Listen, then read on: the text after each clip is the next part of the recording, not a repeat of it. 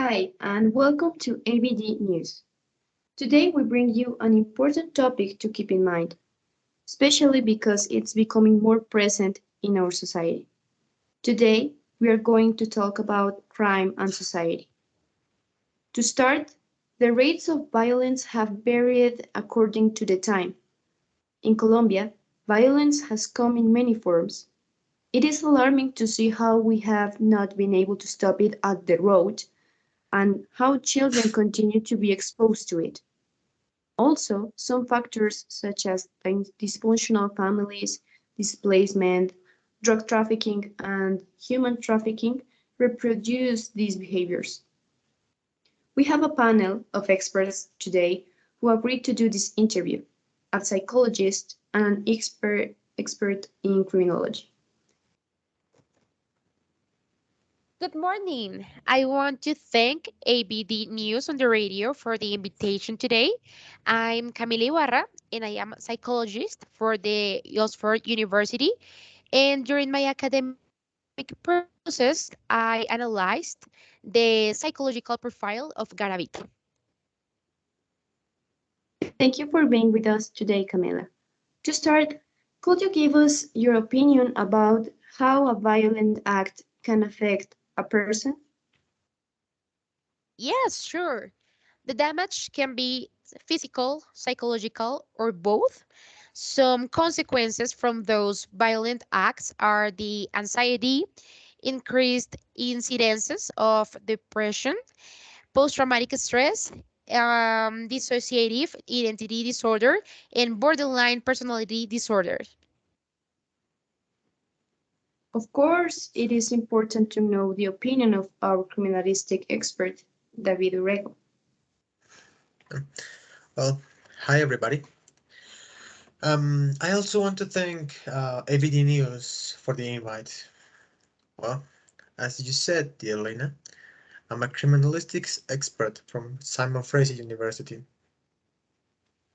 Tell me, David, to give an example, such as the case of Garavito, who suffered violence in his childhood.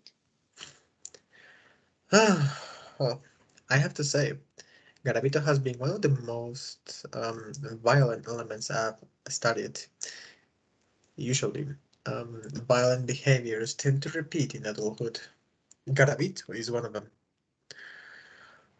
He abused and killed more than 180 children around the 90s.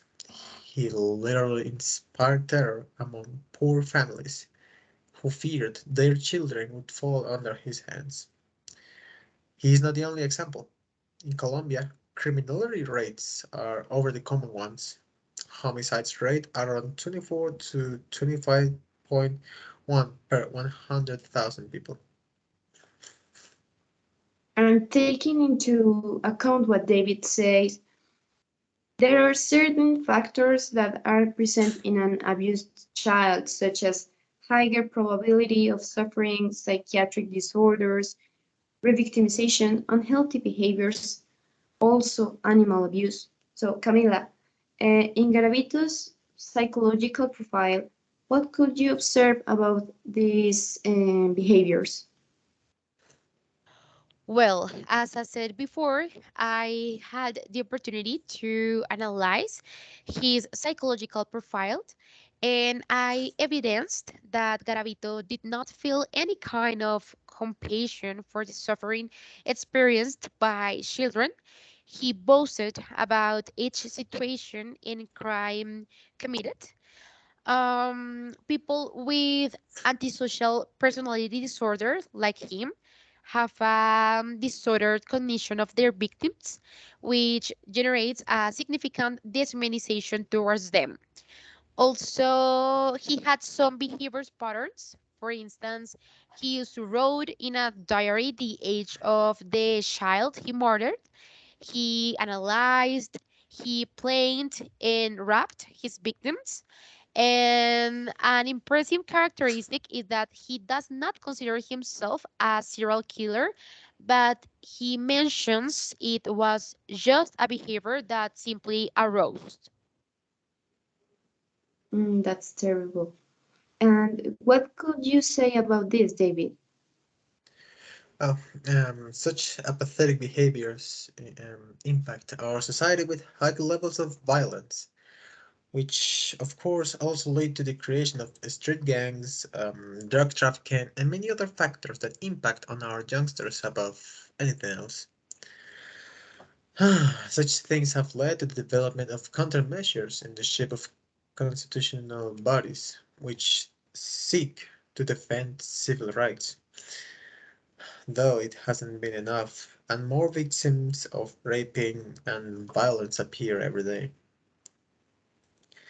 Unfortunately, our society has quite violent conducts that come from home and create potential criminals.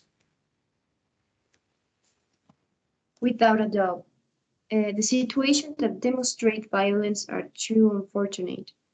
I want to thank Camila and David for giving us a space for this interview and the public for the attention. See you tomorrow, as always, at 8 p.m. Thank you very much. Thanks to you, Lina. Have a nice day. Thanks to you. Have a nice day.